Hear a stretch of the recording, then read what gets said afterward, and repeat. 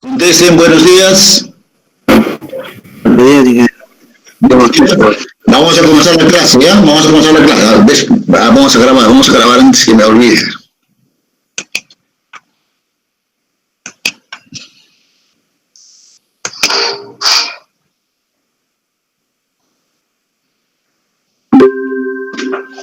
Listo.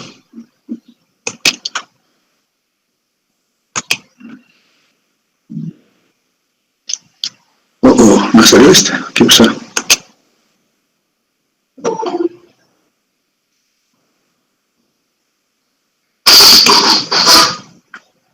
Ahora sí. A ver, muchachos, vamos a comenzar con gases ideales, ¿ya? Gases ideales.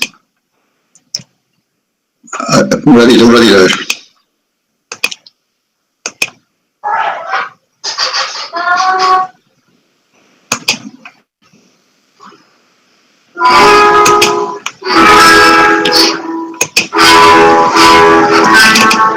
Ya, miren, a ver. Ya.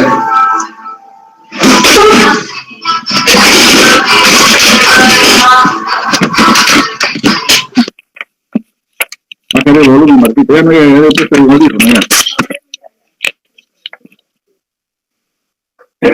Aló, entonces vamos a comenzar con gases ideales. Ya, esto es un tema que les compete a ustedes, a la carrera de ustedes, mucho más que las otras carreras, ¿ya? Entonces, con ustedes va a ser un poco más profundo la cosa. Pero no es nada difícil, nada complicado, ¿eh? Por si acaso.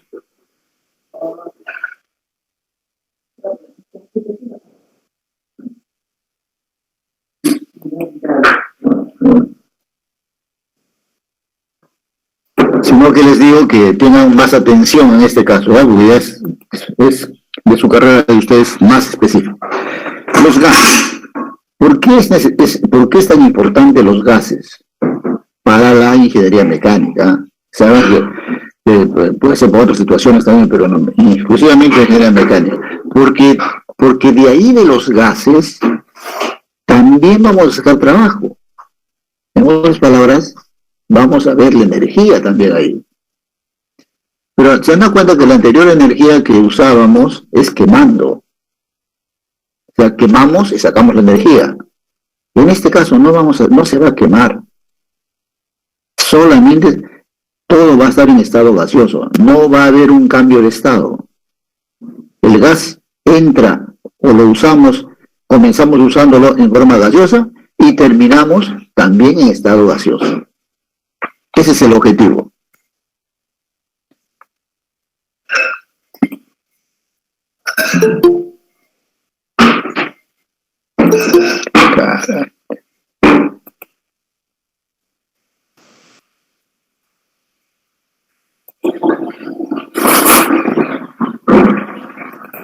¿Listo?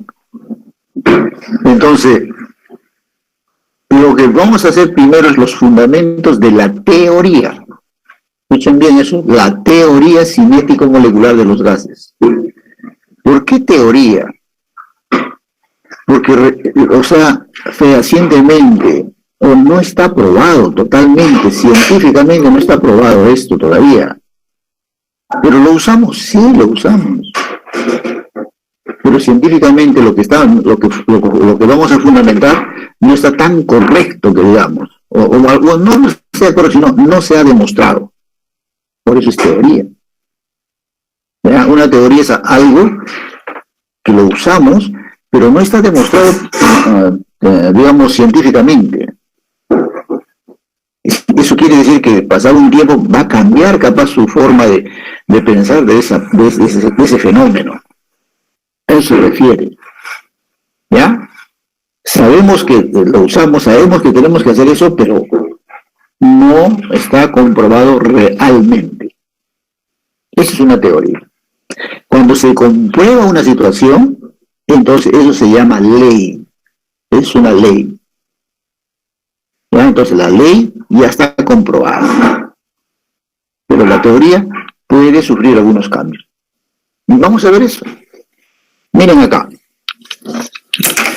Si ustedes miran el dibujo, o el gráfico mejor dicho, es un depósito con un gas. El gas está formado ¿de qué? De moléculas y de átomos que están moviéndose ahí, ¿no?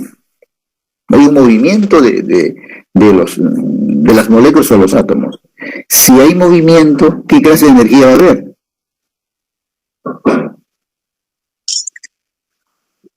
Muy bien, cinética, va a haber energía cinética, ¿ya ven? Ahora, estas moléculas o estos átomos van a chocar entre sí, ¿no es cierto? Van a chocar entre sí. ¿Qué va a aparecer? ¿Aló? No. El choque de los átomos, ¿qué nos va a dar? No. ¿Qué nos va a dar el choque de los átomos? Se me olvidó ya, miren, ¿ah? Presión. No. El choque. Cuando chocan los átomos o las moléculas, ¿qué nos va a dar?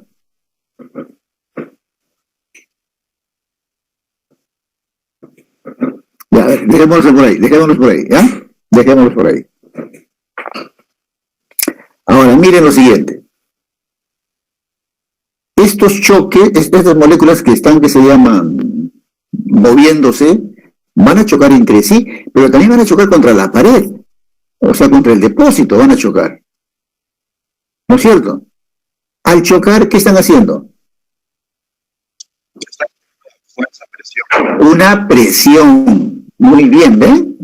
Una presión, ¿ya? Una presión. Y cuando chocan entre sí, ¿qué es? No. Es una fuerza de fricción, claro, pero no le llamamos fuerza de fricción. Pues. ¿Qué le llamamos? Se han olvidado esos muchachos, hombre. ¿Qué ha pasado?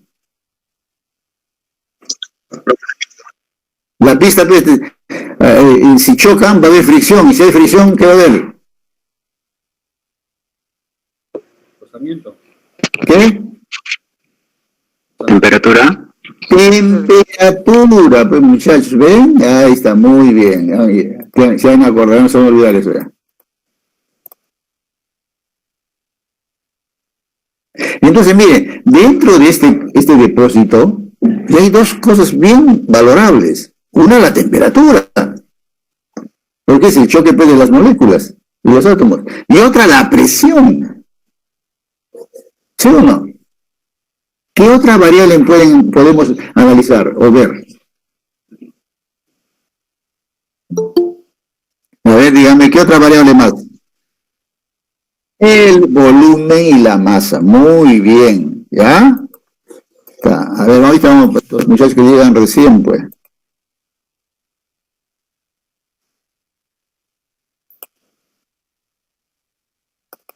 ¿Listo? Entonces, miren, para analizar el gas, yo debo saber la presión que hace el gas contra las paredes del depósito, obviamente, ¿no?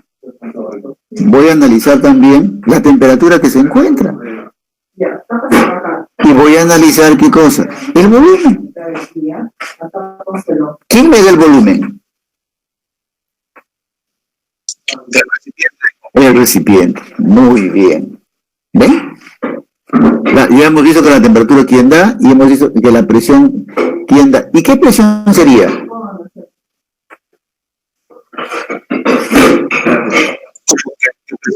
¿Qué clase de presión conocen? Pues?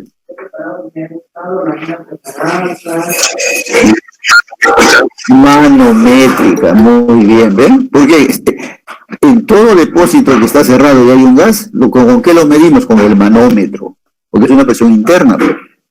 ¿Ya ven? Ya está. Pero puedo también decir que puede tener presión absoluta, ¿sí o no?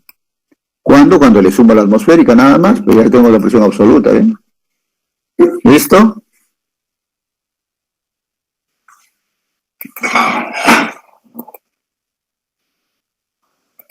Ya está. Entonces, ya estamos viendo que para analizar un gas, yo necesito saber el volumen, la presión y la temperatura. Esas cosas necesito saber. Ya está.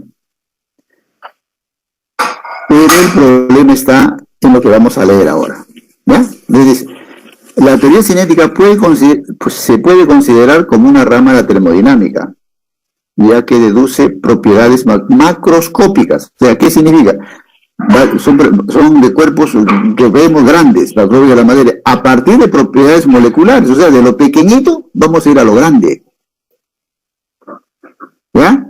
Eso nos dice, de lo pequeñito, decidimos de lo grande, podemos ir al revés, de lo grande a lo pequeño.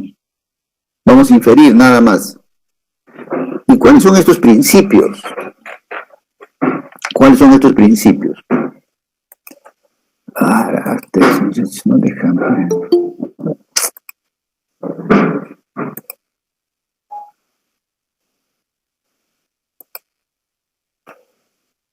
Vamos a ver el primer principio. Dice, un gas está formado por un gran número de partículas esféricas cuyo tamaño es despreciable. No nos interesa el tamaño, comparado con la distancia entre las partículas. Y eso es, o sea, está formado por átomos o moléculas, ya está. Las moléculas se mueven en línea recta a gran velocidad y solo interaccionan cuando colisionan. Los choques entre partículas y con las paredes recipientes se consideran perfectamente elásticos. ¿Qué quiere decir perfectamente elásticos? Que estas moléculas no van a traspasar. Estas moléculas no van a quedar pegadas a la pared. No, van a chocar y rebota. Eso es elástico. Es un choque elástico. ¿Ya? No va a haber un choque, el otro choque que es no elástico, ¿no es cierto? Que se pegan. O sea, las moléculas chocan con la pared y salen. Esa es la presión. ¿No? Y el choque entre ellas, esa es la temperatura. Y el depósito me da el volumen. ¿Ya? Pero lo que más me interesa es esta última parte. La teoría cinética supone, no está afirmando, que las partículas obedecen las leyes de Newton. Esta suposición es incorrecta. ¿Ya? Entonces, nosotros estamos estudiando esto, analizando esto, pensando que van a responder a las leyes de Newton. O sea, estamos en una física de Newton. Pero en realidad esto no responde. Las moléculas no responden a las leyes de Newton. No responden a las leyes de Newton. Entonces, las moléculas cumplen las leyes de la mecánica cuántica. No cumplen las leyes de Newton. Por eso ya se tiene que cambiar un poco esta situación. Si vamos a analizar el micromundo, lo pequeñito, eso no cumple las leyes de Newton. Y el gran, no problema, sino la gran discusión que siempre ha habido, ¿no? Entre Newton y Einstein, los seguidores. Entonces, ¿quién se iba a atrever a contradecirle a Newton? ¿Quién? Imagínense, ¿quién tenía el valor para contradecirle a Newton? En su época, que él estaba vivo, obviamente, ¿no? Nadie, porque era uno de los genios más grandes que ha tenido la humanidad. Es uno de los genios más grandes que ha tenido la humanidad. ¿Ven? Entonces nadie se atrevía. Era el dios de la física. Han pasado muchos años y ha venido una persona que sí lo ha refutado, pero todavía con temor. Es Einstein. Por eso Einstein se dice la física moderna, se dice, ¿eh? La física moderna. Entonces, Einstein, ¿qué dice? La cosa es simple. Newton, no sé si se han dado cuenta, casi todas sus leyes es a base de la gravedad. Es a base de la gravedad. ¿Ya? Entonces, para Newton es importantísima la gravedad. Einstein viene y dice, no, la gravedad no existe. Así de simple. ¿Ven? Pero si yo estoy mirando que existe la gravedad, ¿cómo va a decir que no existe? ¿No es cierto? ¿Cómo se va a aceptar eso que no existe si yo estoy mirando? Yo estoy mirando que la gravedad hace caer a los cuerpos, como decimos nosotros, ¿no? ¿Ven? Entonces, él dice que no. Ahora, pues, ¿qué hacemos? Un gran lío. Y parece que no existe, pues, la gravedad. Parece que no existe la gravedad. Porque si existiera la gravedad en el micromundo, estas partículas caerían. ¿Sí o no? Pero no caen. Es que sí que no existe la gravedad, así como la presenta Newton. Entonces, pero si yo lo veo en lo grande, eso no es gravedad. ¿Qué es entonces? Fuerza gravitatoria es otra cosa. ¿Ven? ¿Se dan cuenta? ¿No? Una cosa es fuerza gravitatoria y nosotros confundimos gravedad con fuerza gravitatoria. ¿Ya? Entonces, ¿qué es lo que sucede? ¿Por qué dice que no existe la gravedad? Porque el universo pues no está hecho así. Entonces, estamos yendo de lo pequeñito y después vamos a lo grande. De lo pequeñito no existe la gravedad porque los cuerpos no caen ni quedan pegados, pues. Entonces siempre están moviéndose las moléculas. ¿Ya? Y en lo grande, ¿cómo que no hay? A nosotros nos han dicho que la Tierra gira por la gravedad que tiene el Sol. Pues ahí está la gravedad, pero es notorio. No, eso no es así. Dice, eso no es así. No se estudia bien, pero funciona, sí funciona, pues. Pero no es así la ley. Es decir, que hay una ley más grande que engloba todo esto. Entonces, ¿cómo es la cosa? Entonces, Einstein fue un físico que nunca entró en un laboratorio donde hay aparatos. Nunca entró en un laboratorio donde hay aparatos. Él todas sus demostraciones no las ha hecho con instrumentos. Él siempre ha hecho sus demostraciones con la mente. Nada más. Todas sus demostraciones. ¿Ya? Entonces, ¿qué hizo él para demostrar que la gravedad no existía? Según su punto de vista, que en esa época no le creyeron, por si acaso, no van a pensar que ya, no.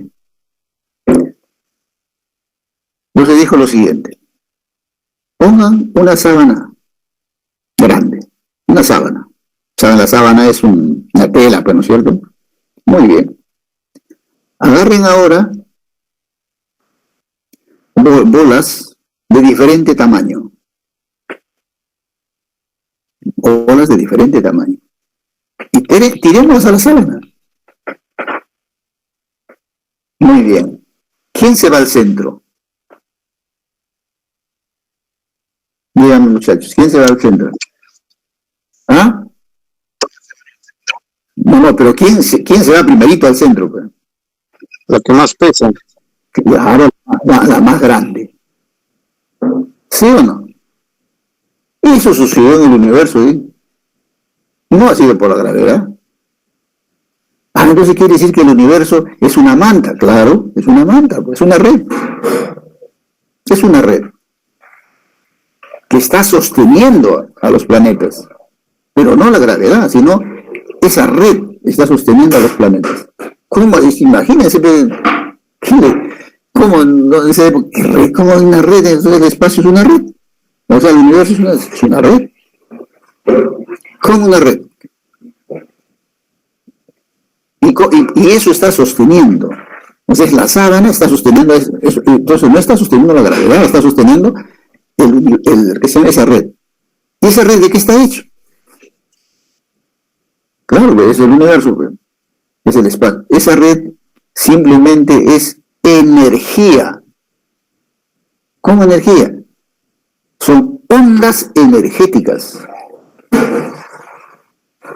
que están a lo largo del universo.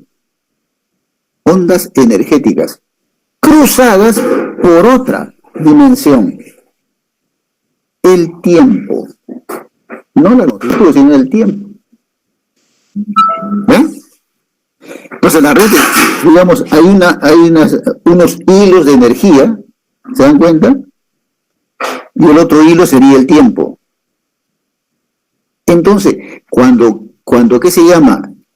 Hay un planeta o hay un cuerpo celeste, una estrella, entonces, ¿qué va a hacer con que se llama con esas líneas energéticas?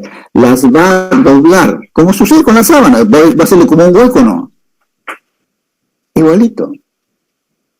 Las va a hacer, eso sucede. Dice, y eso nunca digamos, para eso no tenía que entrar en un laboratorio, sino tenía su cabeza. Entonces, ¿dónde estaba su laboratorio de Einstein? En su cabeza. En su cabeza. Él no entró nunca a un laboratorio. Así de... entonces, así de cosa, sí. ¿Qué quiere decir entonces? Que el universo es plano, sí.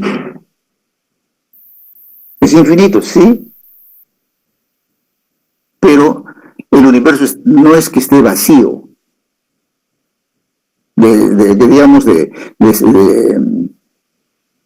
constelación a otra constelación. No está vacío, no es vacío. Hay energía ahí. Por esa razón que se llama, y él sacó la ley de la relatividad. Si vamos a bastante velocidad, podemos cambiar el tiempo. Podemos hacerlo más corto. Lo mismo sucede con la longitud. Si vas a bastante velocidad, ¿qué va a suceder con tu móvil que está haciendo? Se va a achicar. ¿Ven? Él pensó en ese sentido. Entonces, de ahí surge la teoría de las cuerdas. La teoría de las cuerdas. ¿Qué dice? Él no la dijo ya, sino que ahí de otros más se aprovecharon ya o usaron su teoría, la teoría esto dijeron, el universo entonces es plano. Entonces quiere decir que nosotros vivimos o el universo, hay múltiples universos, uno sobre otro.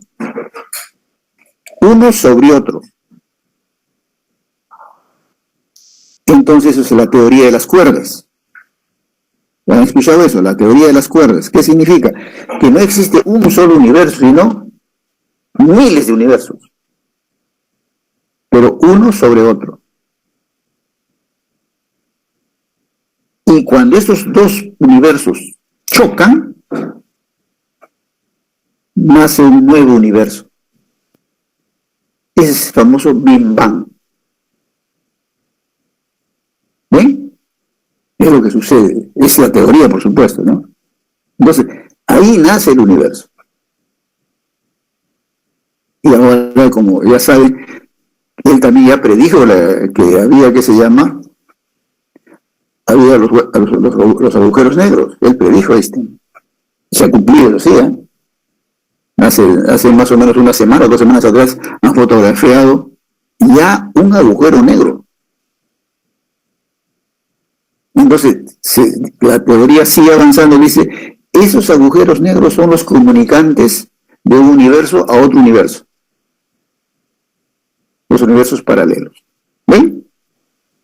Pero siguen siendo teorías, porque nadie que se llama, ha entrado un agujero negro para saber qué es lo que pasa, o si es que comunica con otro universo, es una teoría.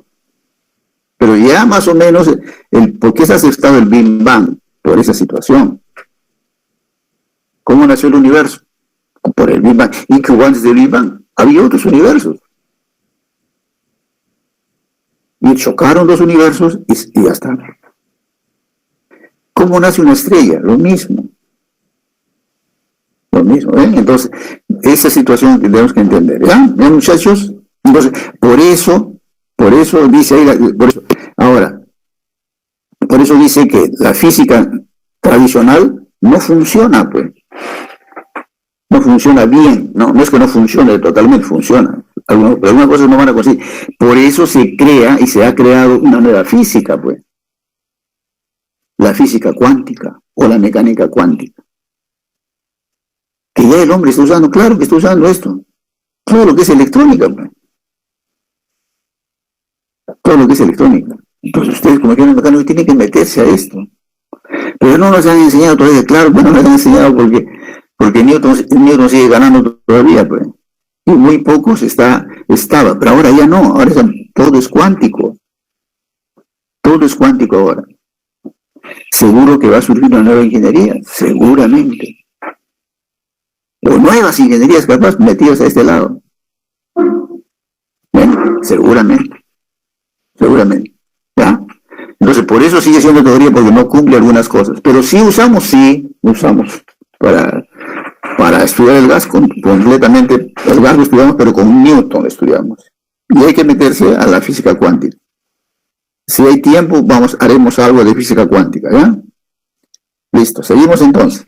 Ya está dicho por qué es lo que vamos a usar para estudiar el gas. Nosotros, simplemente la presión, el volumen, la temperatura y me ha dicho la masa, ya, está muy bien, esas 4 cosas. Ya miren acá la siguiente diapositiva, van a ver bien clarito. Vamos a ver bien clarito. Dice, los gases se estudian a través de 4 parámetros. Volumen, ¿quién da el volumen? El depósito. Presión, ¿quién da la presión? El choque de las moléculas contra las paredes del depósito. Temperatura, ¿qué es? El choque de las moléculas entre sí. Y el número de moles. El número de moles. ¿Ya? Entonces, esto hay que recordar un poquito. ¿Qué es número de moles? ¿Se acuerdan?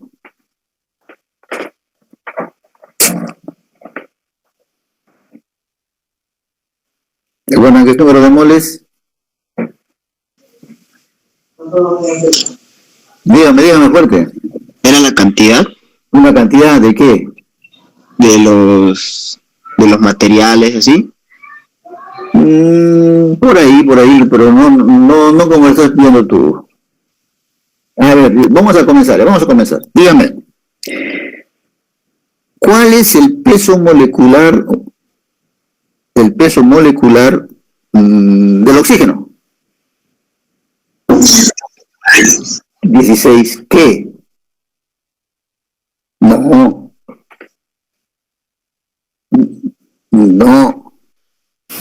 Unidades. No, tienes una unidad propia, pero ¿qué se llama? 16, ¿qué? Por eso le estoy diciendo. Ya, vamos a ya, atienda. El decir 16 está muy bien. También se le llama número atómico, pero cuando le digo número atómico no le pongo unidades, pues. ¿Ven? ¿Se dan cuenta? Cuando digo peso molecular, entonces le tengo que poner unidades. Entonces vamos por el número atómico. El número atómico de los oxígenos es 16, correcto, muy bien. El número atómico del carbón.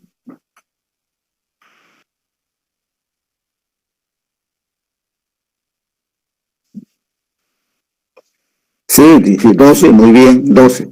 Ya. Entonces, ese es el número atómico, ¿te das cuenta? No le ponemos unidades. El número atómico del hidrógeno. 1. Muy bien. ¿Y por qué se le habrá puesto al oxígeno 16, al carbón 12 y al hidrógeno 1? ¿Cuál es la razón? ¿Cómo dices? ¿Lo han pesado? No, eso sería peso atómico. Ahí ya cambió lo que ya, muy bien. Pero ¿qué? Vayamos con el número, ya están dándose cuenta la diferencia de un nombre y otro nombre. Pero ¿por qué le han puesto 16 al oxígeno? ¿Por qué 12 al esto y 1 al hidrógeno? Según cómo lo han hallado las sustancias,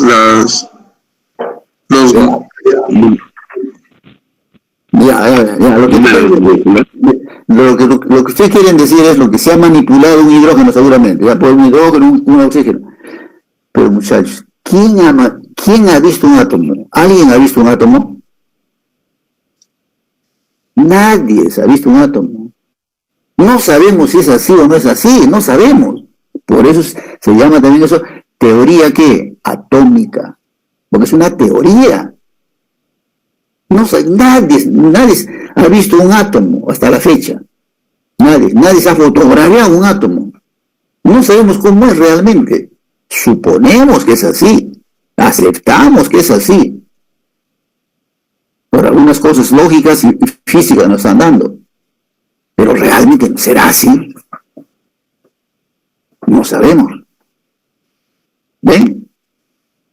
Ahora, los átomos nos han dicho y tenemos en nuestra cabeza qué elementos tienen. Claro. Protones, ¿qué más? Neutrones. Neutrones, ¿qué más? Nada más. Y electrones. Electrones. ¿Ya? Entonces, los átomos tienen esas tres cosas fundamentales. Tienen más cosas, pero lo que nos interesa son tres cosas fundamentales. Quizás nos interesa dos nada más. El neutrón casi no nos va a interesar mucho. Lo que nos va a interesar es el electrón y el protón. A ver. Ese número 16 que le están dando, el oxígeno tiene 16, eso significa que el oxígeno tiene 16 electrones. Y también tiene 16 protones. Eso significa. Entonces, el carbón, ¿cuántos electrones tiene? 12. Claro, 12 electrones y 12 protones. ¿Y el hidrógeno cuántos electrones tiene entonces? 1. Pues. Por lo tanto va a tener un protón también. ¿Ven? Entonces, si les dicen número atómico, es el número de electrones, nada más, pues. No le pongo yo unidades, ¿te dan cuenta o no? No le vamos a poner unidades. Es el número de electrones, eso es todo. ¿Se acuerdan química? ¿Han llevado química, pues? Y cuando se suma el número de electrones más el número que se llama de protones, me va a dar la masa de electrónica. ¿Ven? Pero eso todavía por otro lado. ¿Listo? ¿Ya está?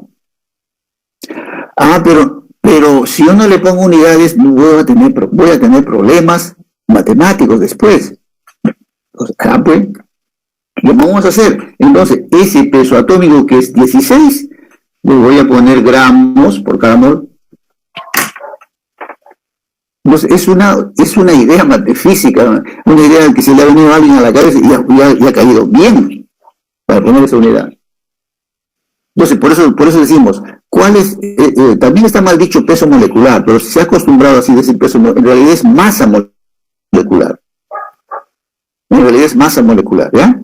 Pero díganle peso molecular, no se preocupen de eso. Entonces, el peso molecular del oxígeno es 16 gramos por cada mol.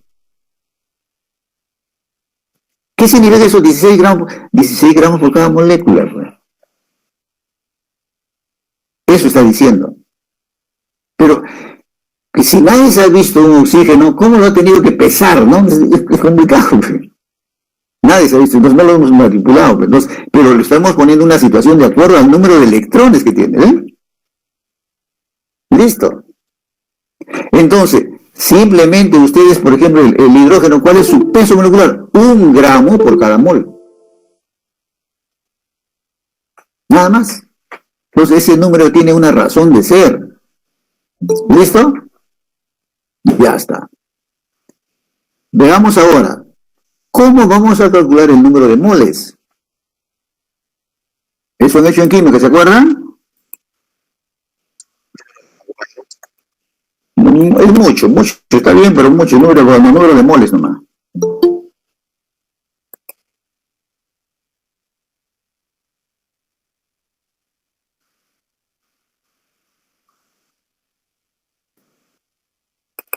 Ya, miren acá, miren este ladito, acá, miren acá, no les han enseñado así a ustedes en química, solo les han enseñado regla de 3, pero no les enseñado regla de 3. El número de moles, ¿cómo puedo calcular? La masa de la sustancia. La masa de la sustancia. ¿Entre quién? El peso molecular de la sustancia. Acá, por ejemplo, estoy calculando del nitrógeno. Yo digo que tengo una masa de 28 gramos. ¿Ya? 28 gramos. Y su peso molecular es 14 gramos por cada mol. Dividiendo me sale 2. ¿Ven? Gramo con gramo se va y me quedan moles. Entonces, cuando ustedes quieran usar el número de moles, que se va a usar mucho ahora, el número de moles, simplemente hacen esto. No van a hacer regla de 3, ¿ah? ¿Ya? Simplemente se utiliza esta fórmula. El número de moles es la masa de la sustancia, puede ser cualquier sustancia, entre su peso molecular. Listo. ¿Y qué va a pasar si yo tengo, por ejemplo, ácido sulfúrico? ¿Cómo calculo su peso molecular del gas sulfúrico? De cada elemento sacan esto y lo suman y van a tener su peso molecular de la sustancia, ¿ven? Acá estamos con un elemento nada más. Eso pues, cuando llegue el momento lo van a entender quizás mejor.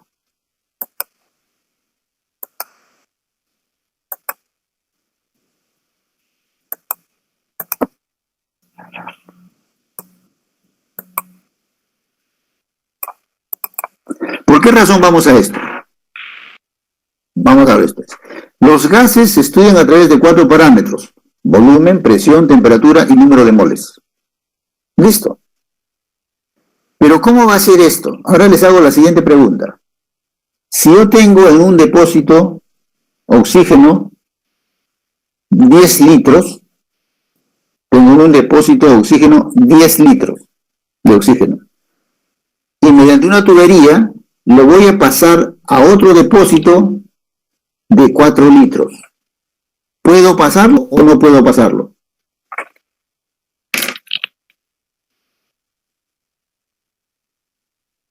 ¿Aló? ¿Aló? Sí, señor, sí, señor, sí, señor. ¿Puedo pasarlo o no puedo pasarlo?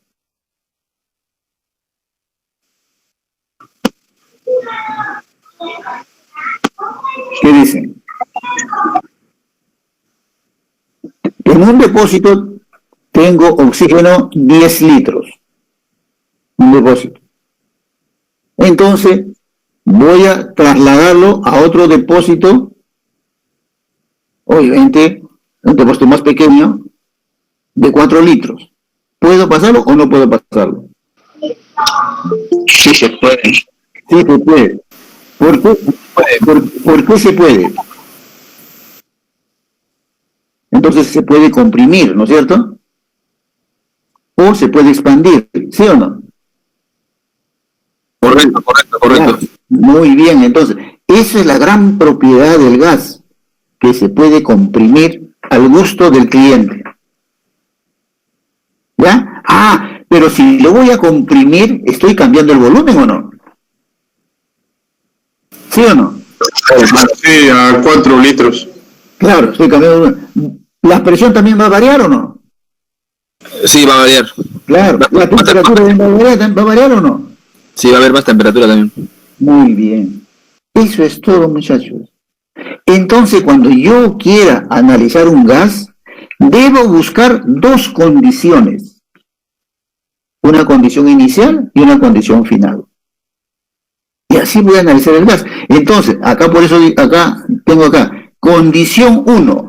Acá está el gas con un determinado volumen 1, presión 1, temperatura 1, ¿ven? Y ahora este volumen lo vamos a, ¿qué se llama? Comprimir. Ahí está.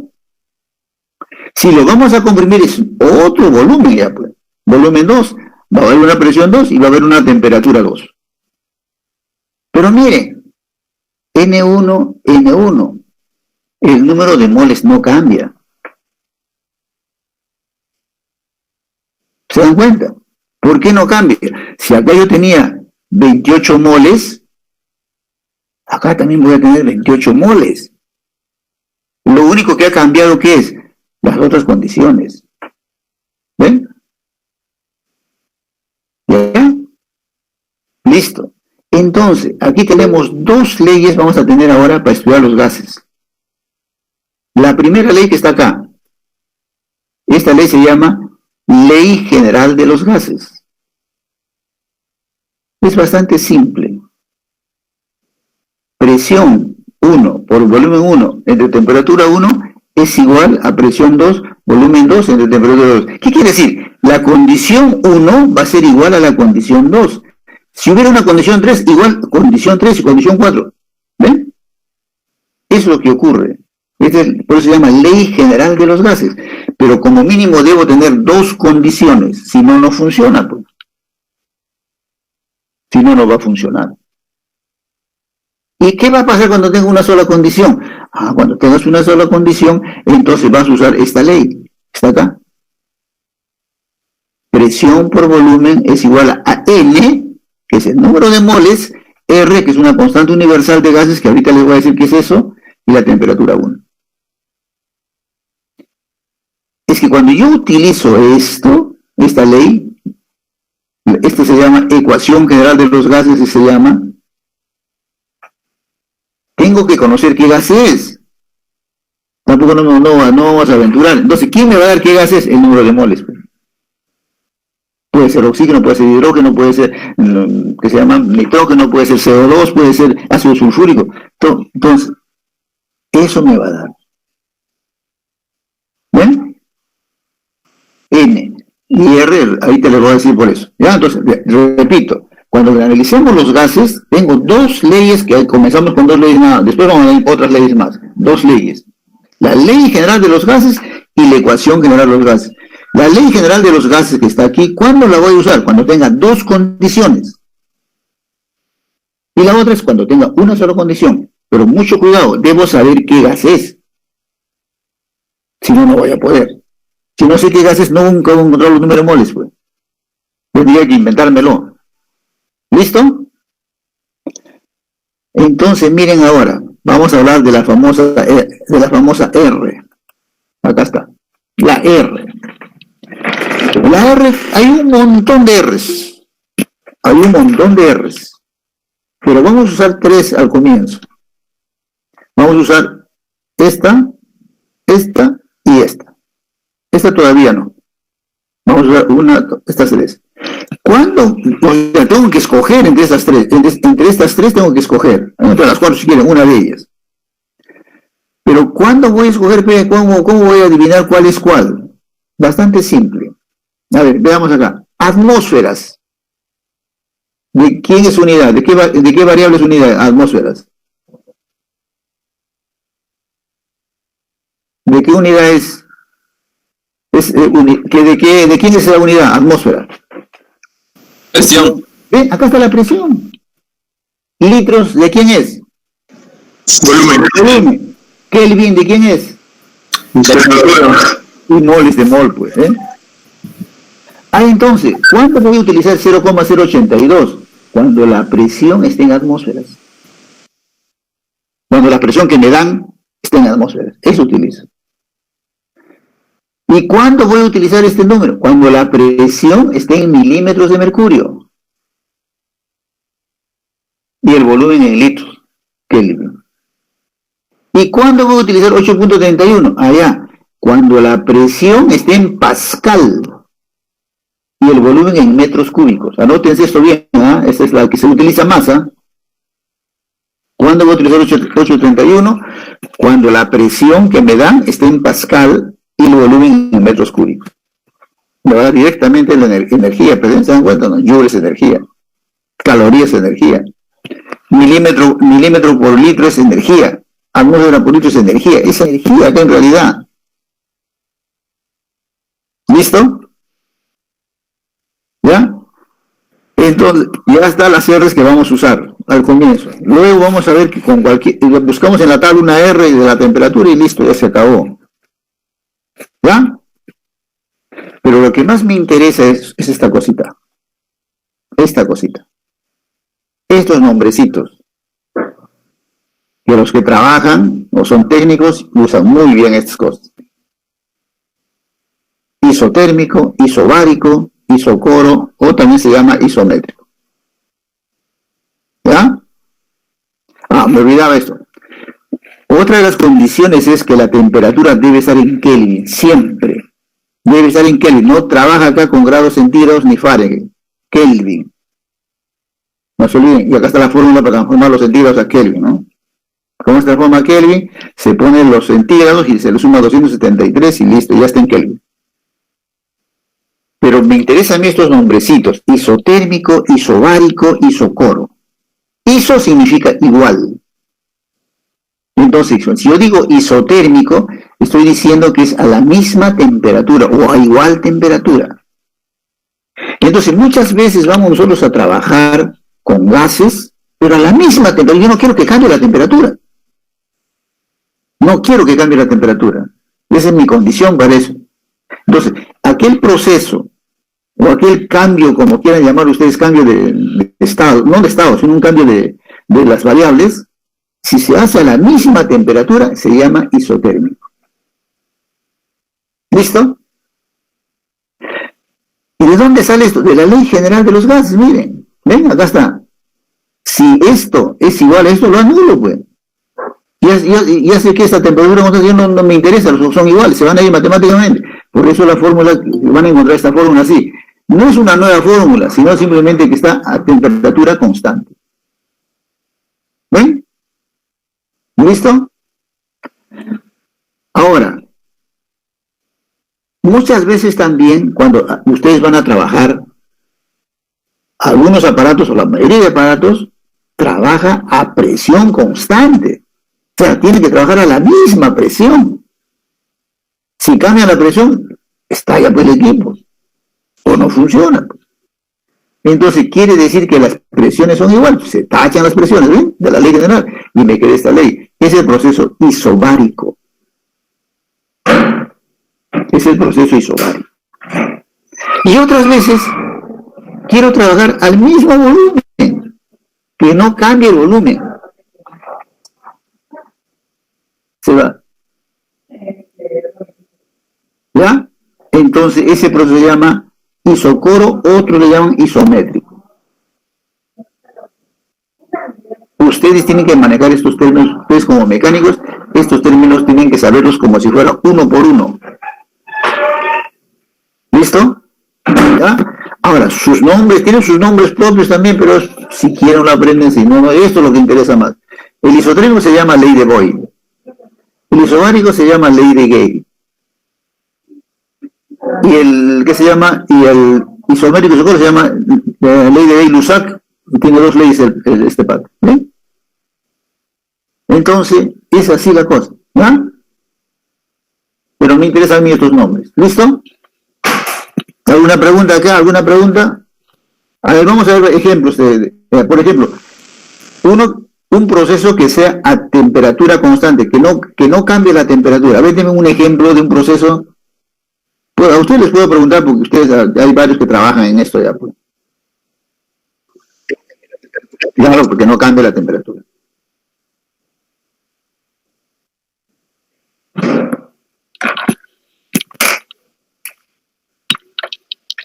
Un ejemplo de la vida diaria, obviamente, ¿no?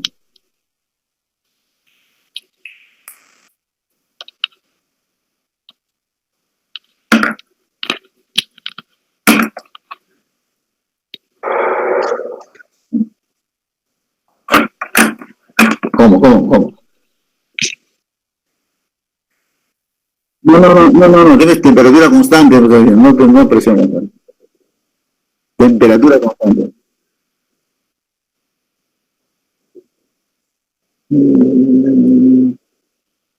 ¿Estás seguro que es la misma temperatura? Para que sea la misma temperatura tiene que ser un proceso controlado, porque Claro, el ambiente varía. No, por supuesto.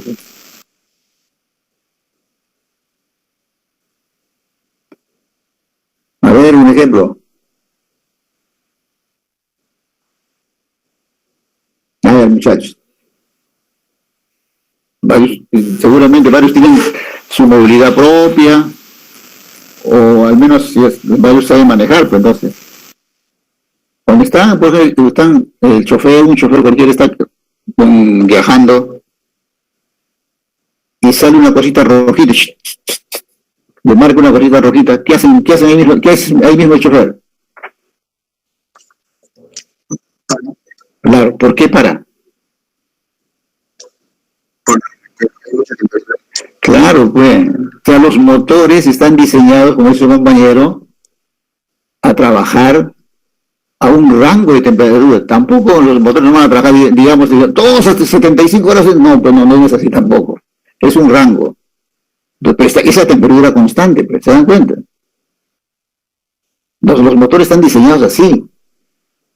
Por eso es que cuando hay que se llama calentamiento del motor, está calentando, hay que pararlo, porque si no se va a fundir el motor, pues.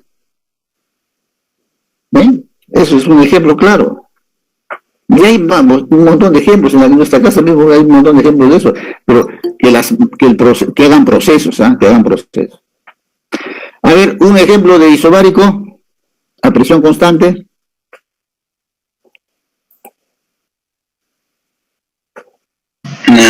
Las ollas a presión sigue siendo el mismo.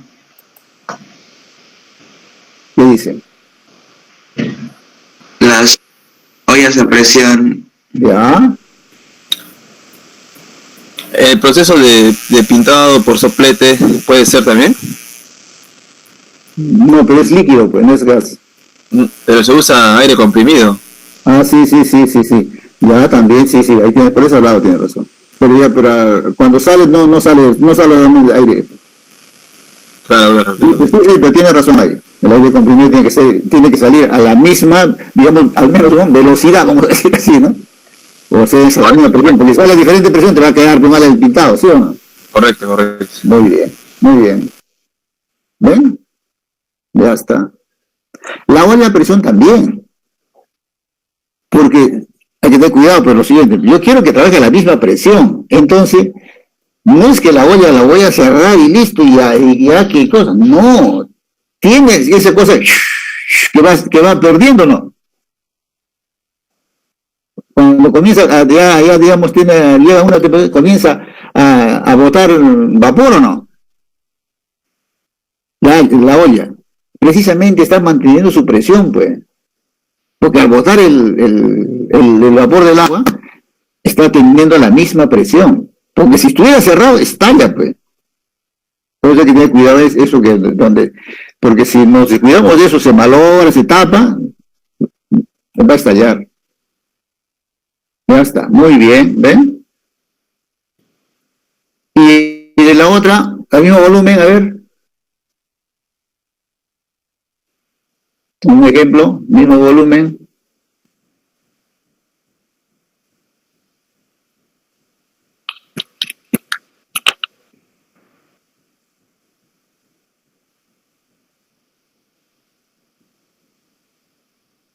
A ver, un ejemplito, mismo volumen.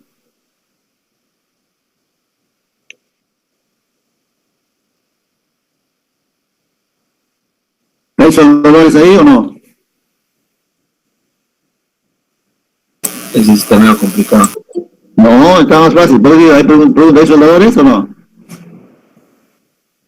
Claro. Ya. O sea, para la autógena, ¿qué necesitas obligatoriamente? Acetileno y oxígeno. O sea, necesitas 2 botellas. Correcto. ¿No es cierto? Muy bien. ¿Y cuánto de volumen tiene el volumen de cada botella? ¿Cuánto es? Ponle un número aproximado, no. A ver, digamos, ¿no? El de oxígeno 200 psi y el... No. Volumen, esa es presión. Sí. Volumen.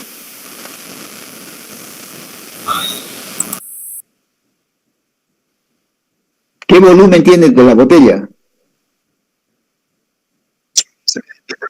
¿Cuánto? En litros, claro.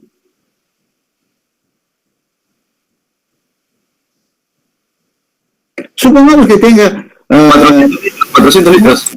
Ya, supongamos que tenga 400 litros. Supongamos que tenga 400 litros, ¿ya? Puede ser menos, más, no son interés.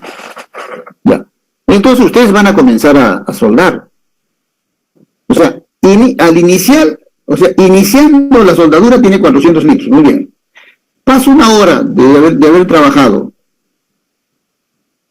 ¿Cuántos litros tienen?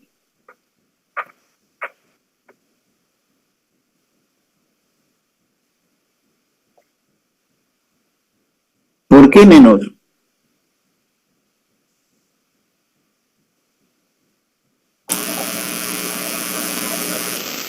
Si ya se está soldando, pues, ¿no? Se ha consumido, me imagino.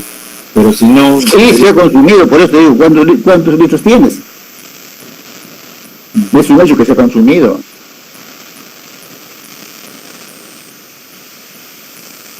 Pero por eso quiero llegar a eso. Por eso, yo pregunto, si inicialmente me dan mi botella de 400 litros. Listo, está mi botella de 400 litros. Sueldo media hora, una hora, se va a gastar, ¿no es cierto? Es obvio. Pregunto, ¿cuántos litros tengo? Igual nomás, profe. Claro, pues igual nomás, pues, por supuesto. Porque el envase pues, no se gasta, pues va a Claro, seguir de otra forma. ¿Ya? No es. Otra cosa es que diga qué presión tengo. ¿Sí o no? Supongamos que al comienzo tenía 28 PSI, voy a tener 28 PSI, ya no es cierto? Voy a tener menos de presión. Pero el volumen va a ser el mismo.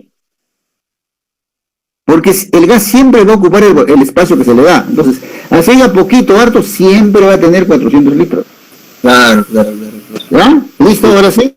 Sí. Hay un ejemplo, se hace trabajos así. Entonces, yo no puedo medir el gasto de mi acetileno por litros. No, porque siempre me va a dar el mismo.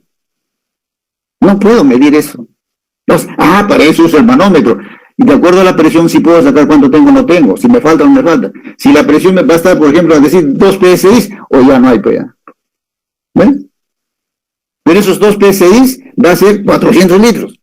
Nuevamente. Ya va a estar bien ralito, vamos a decir así. ¿Ya? Ahora sí, ¿entendido? Sí se trabaja bastante con eso. ¿Listo? Isotérmico, isobárico, isocoro, o llamado también isométrico. Muy bien. Entonces pasamos ahora a lo siguiente acá. Pero ustedes van a ser ingenieros, tienen que manejar gráfico. Gráfico tienen que manejar. Y vamos a ver cómo es el gráfico del proceso isobárico. Vamos a ver cómo es el gráfico del proceso isobárico. Hay 2 gráficos fundamentales. Este primero, que es el que se usa más, es presión versus volumen. Presión versus volumen. El isobárico hemos dicho que la presión no cambia. Entonces, ¿cuál es su gráfico? Una línea horizontal. Porque la presión siempre va a ser la misma, pues. Venga el volumen que venga, ¿ven? Porque la presión no va a cambiar. ¿Qué significa esto? Que volumen 1 tiene presión 1, volumen 2 también tiene presión 1. Entonces, la misma presión. Entonces, ese es un proceso isobárico. Miran ustedes en un gráfico presión, volumen, una línea recta, allá, ese es proceso isobárico. Pero si el gráfico es volumen, temperatura, no les va a salir una línea recta, le va a salir una línea oblicua, pero recta, pero oblicua. ¿Por qué? El volumen cambia con la temperatura, pues. O al revés, la temperatura hace cambiar el volumen. ¿Ven? ¿Ya? Ese es el proceso isobárico. El proceso isométrico, o sea, el mismo volumen. Cuando hacemos el gráfico presión-volumen, me va a ser una línea vertical. ¿Por qué? Porque no va a cambiar el volumen siempre va a ser el mismo, ¿ven? A una presión 1 es su volumen 1, a una presión 2 su volumen va a ser el mismo. Entonces más fácil es, siempre y cuando sea presión-volumen, me va a salir una línea vertical. Pero si yo hago el gráfico presión-temperatura, es una línea oblicua. Más se usa esto, ¿ya? Por favor. Esto también se usa a veces, pero más se usa este gráfico. Vamos a continuar. Y si el proceso es isotérmico, allá, solamente hay un gráfico ahí. Presión-volumen es una curva. O sea, la misma temperatura va a ser una curva. El gráfico presión-volumen. Esos gráficos tienen que tener presente ustedes bastante. Los problemas que van a hacer conmigo, van a hacer después, en los cursos de termodinámica 1, termodinámica 2, y todo lo que es máquinas, todo, van a usar puro gráfico. Puro gráfico. Entonces, va a ser la cosa sencilla, pues, si tienen comprendido desde ahora, ¿no? ¿Ya? Y miren, vamos a este caso. Acá tengo 2 gráficos. 2 gráficos. Primero, veamos el primero. El gráfico es presión-volumen, ¿ah? Presión-volumen. De 1 a 2, ¿qué proceso es? ¿Isobárico, isotérmico o isocoro? Isotérmico. De 1 a 2. Ay. Isobárico. Isobárico, porque es la misma presión, ¿ves? Una línea de 2 a 3. Ese sí es isotérmico, muy bien. Y de 3 a 1,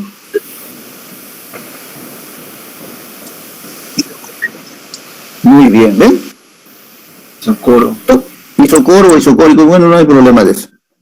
Ya, miren, lo que quiero que entiendan con estos gráficos, toda máquina trabaja con estos procesos, todas máquinas térmicas, ¿ah? Mayormente, trabajan con estos procesos. Con esos procesos. O es isobárico, o es isotérmico, ya, entonces. Pero miren acá la particularidad, comienzo aquí, isobárico, isotérmico, isocoro, y llego al mismo punto. Ese es un ciclo termodinámico. Entonces, ¿qué es un ciclo termodinámico? La unión de ¿qué? De varios procesos, pero que tienen un inicio y un final común. ¿Ven? Veamos acá este gráfico. Podemos ir donde sea, por ejemplo. De A a B, ¿qué es? Isotérmico. Isotérmico. De B a C, Isobárico. isobárico. Y de C a Isocoro. isocoro. ¿Ven? ¿Listo? Vamos a anotarnos un poquito porque le tenga más interés a ver si hecho o no he hecho acá.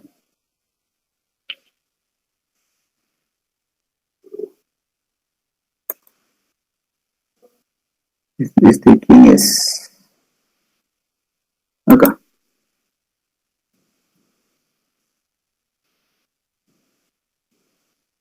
Ya, miren acá un proceso de un motor. No, es que ya están adiabáticas acá, no. Las adiabáticas todavía no quiero hacerles. Ya, de todas maneras, ya vamos a decir. Miren, este es de un motor. Acá tiene la admisión y el escape, entra la gasolina, todo. Va a comprimir, ¿ven? Va a comprimir. Y digamos que sea isotérmica, después vamos a ver que sea diabática, que sea isotérmica. Va a haber acá uno que, miren que este es que, isocoro o no, ¿ya? Este sería otro isotérmico, otro isocoro. Ese es un proceso de un motor. Así funcionan los motores en 4 tiempos, ¿ven? Están 1, 2, 3, los 4 tiempos están ahí los motores. Todos los procesos, eso que van a ver ustedes son así, 4 tiempos. Acá está bien escrito, ¿ven? ¿Ya? Miren, acá los tiempos de los motores, los que conocen ya de motores, miren, acá están, con eso funciona. Eso vamos a estudiar al comienzo, conmigo, cosas fáciles. Pero cuando hagan termodinámica, eso van a hacerlo más preciso ya ustedes, ¿ya? ¿Listo? Entonces estamos acá, ¿dónde estamos? Acá. Entonces ya hemos visto, mirando el gráfico. Acá yo les presento este mapa conceptual, donde está todo lo que tenemos que saber, o ya que conocemos de los gases. Lean ahí está todito. ¿Ya? Lean esto y después les explico nuevamente esa partecita.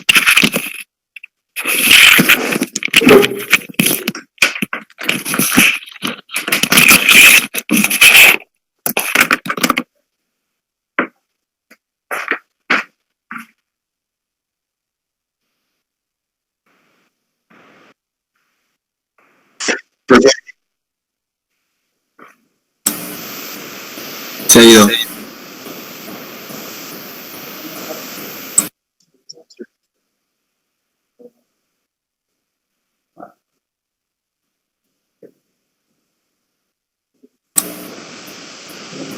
Hola, Ponce.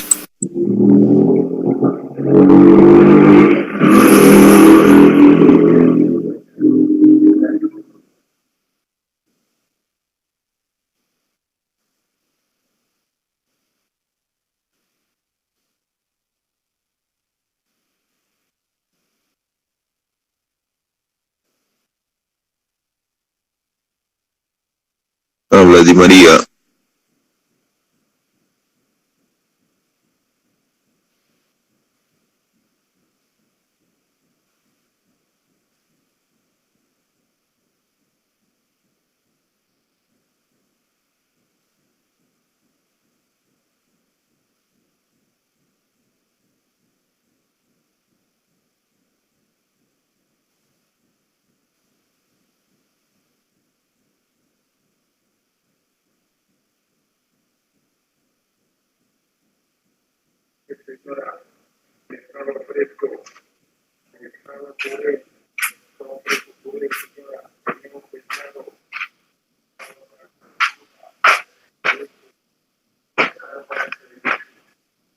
A ver, listo muchachos.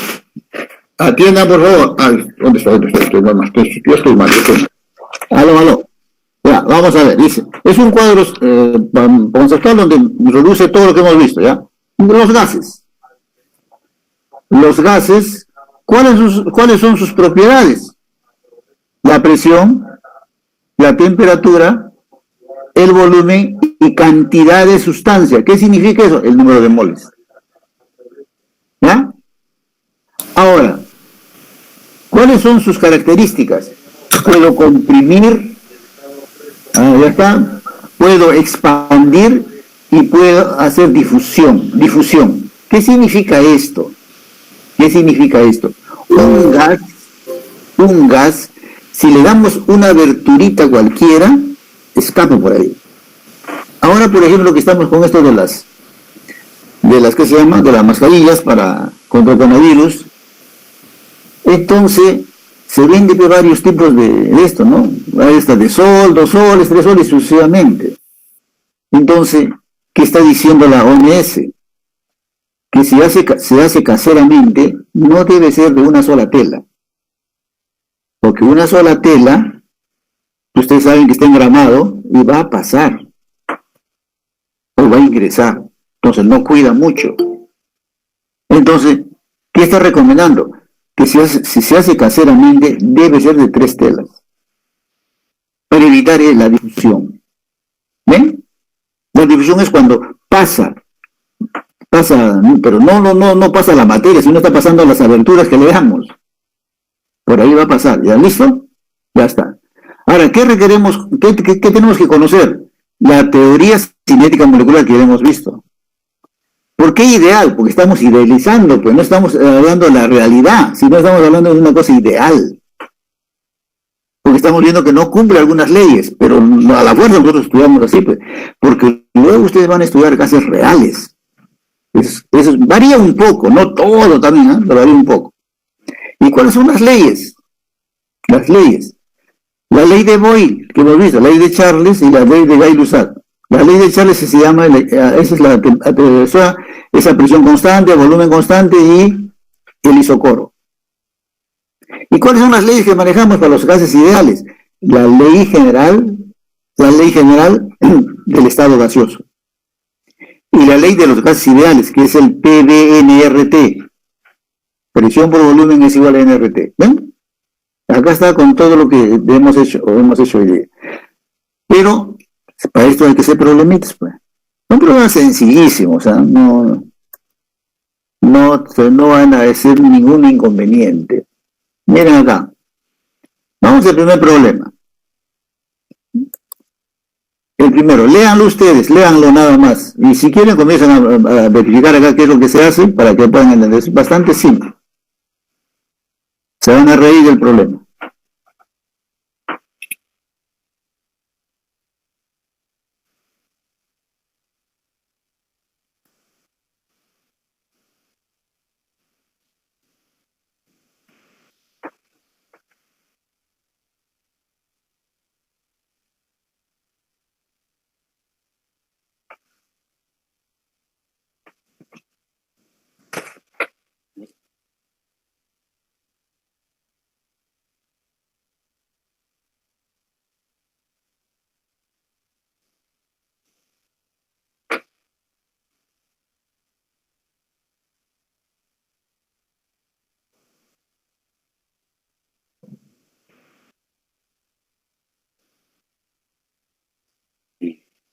Ya, listo, a ver, vamos a ver, ¿ya?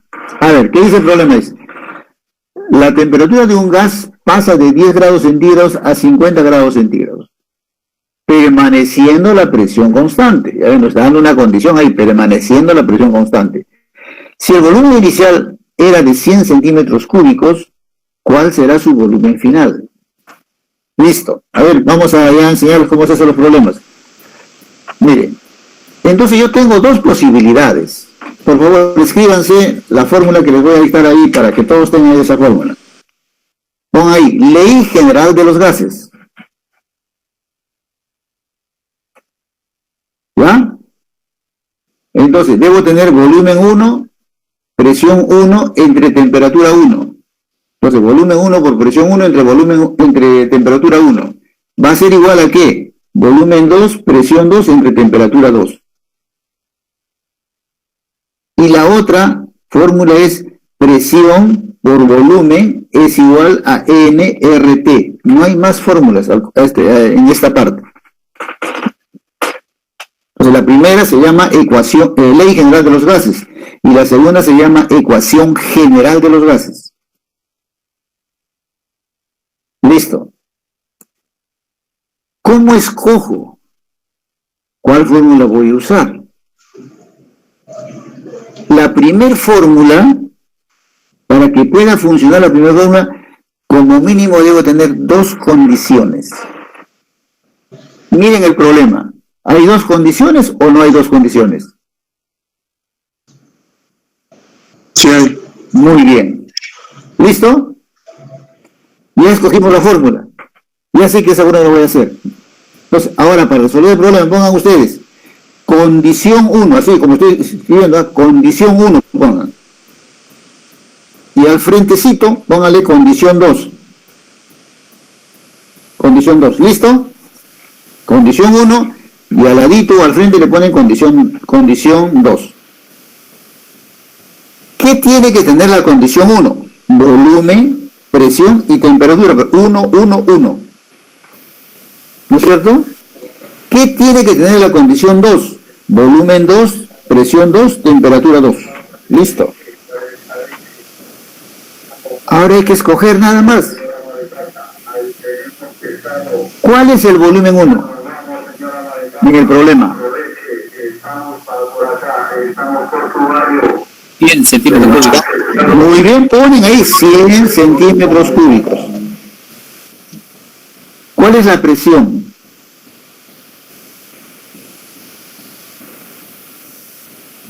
Es constante. Pero por eso, ¿cuál es, pues? Y si es constante, ¿qué hago? Se aplicaría la ley de Guy-Lussac.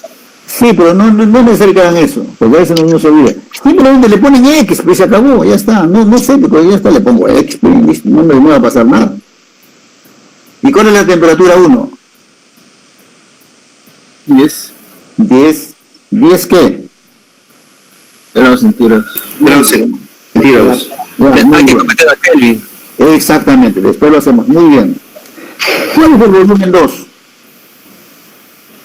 Ese es lo que tenemos que hallar. Muy bien, es el incógnito. Podemos ponerle otra letra. Ya no le pongan X, pero han puesto X a la otra. Póngale Y, aunque sea cualquier otra letra. Ya está. ¿Cuál es la presión 2? Sigue siendo X. X. Muy bien, ¿ven? Porque es constante, pues. ¿Y cuál es la temperatura 2? 50 grados centígrados. 50 grados centígrados.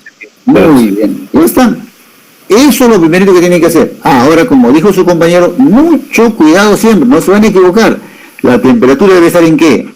Kelvin. Entonces, a 10 grados, ¿cuánto le van a sumar? 273. 73. Ajá. ¿Cuánto saldría? En la primera sería 283 y en la segunda 323. Muy bien, ¿ven? Pero Kelvin ya no se entierra. ¿Listo? Ya está. Entonces, si las presiones son iguales, ¿qué puedo hacer en la ley general que tengo arriba?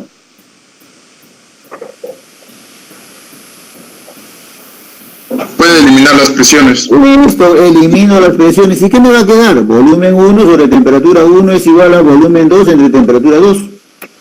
Pues reemplacen ahora los datos y hagan la operación. Eso es todo. Y despejamos, claro. Claro, ¿listo? A ver.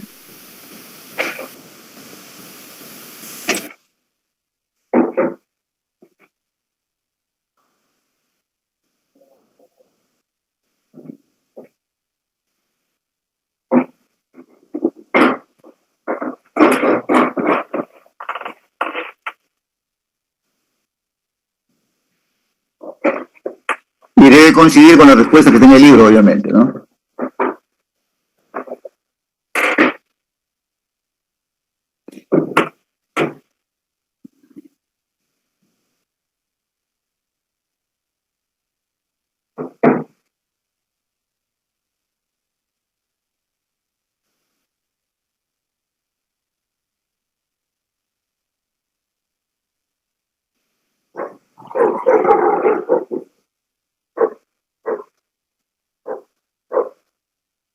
¿Salió lo del libro?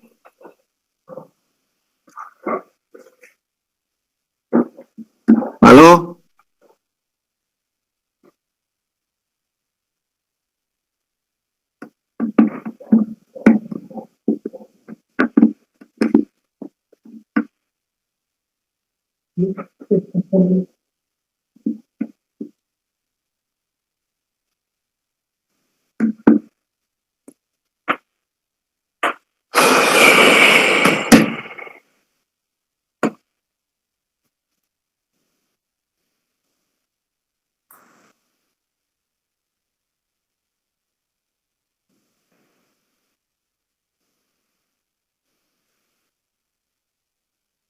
¿Aló? ¿Me escuchan? ¿Aló? Sí, ingeniero. Ya, muy bien. Sí, está bien la respuesta. Ya. ¿Listo? Ahora van a hacer el problema 2.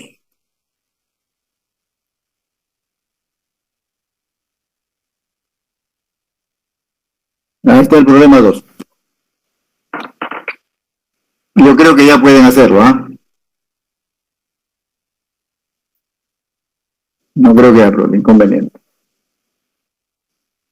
¿Lo hacen como ellos están haciéndolo o lo hacen como le estoy diciendo yo? A mí me parece como les he dicho yo, es más entendible.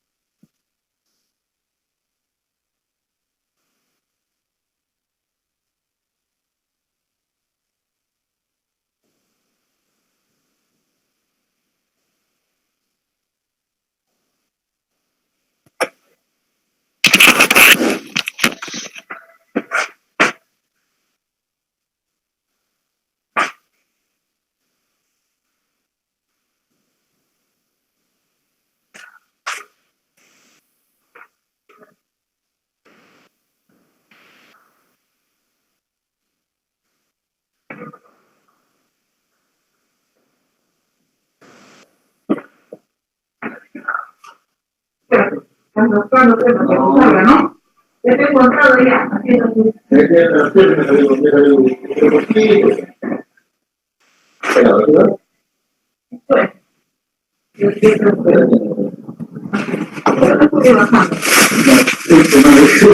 Ajá. Mañana, el viernes. Viernes.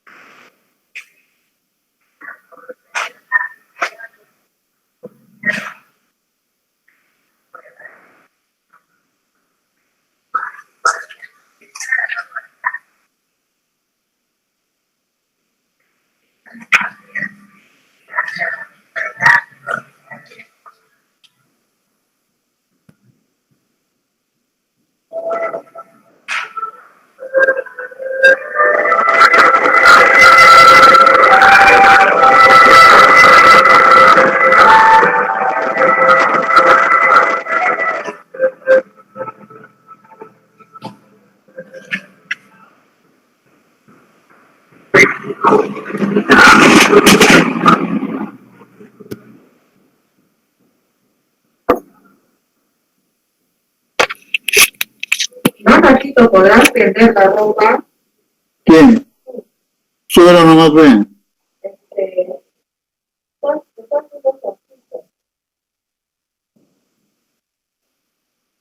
¿Aló? ¿Ya? ¿Hicieron el número 2? ¿Aló? ¿Aló? Sí, sí, ingeniero. ¿Alguna duda? Todo bien, todo bien. Todo claro. Muy bien, entonces. Esto ya está subido al aula virtual, de ahí pueden seguir ustedes. Voy a tomar lista, ¿ya? Ingeniero, disculpe, una duda. En las temperaturas, ¿por qué se le resta 273 cuando es 0 grados centígrados? Ah, ya, al revés, pues. O sea, si tienes en Kelvin y quieres llevarlo a centígrados, tienes que quitarle. A ver, cuando tú quieres transformarlo de centígrados a Kelvin, sumas. Y cuando quieres hacer al revés, le tienes que restar. ¿Ya? Ah, ok. Muy bien.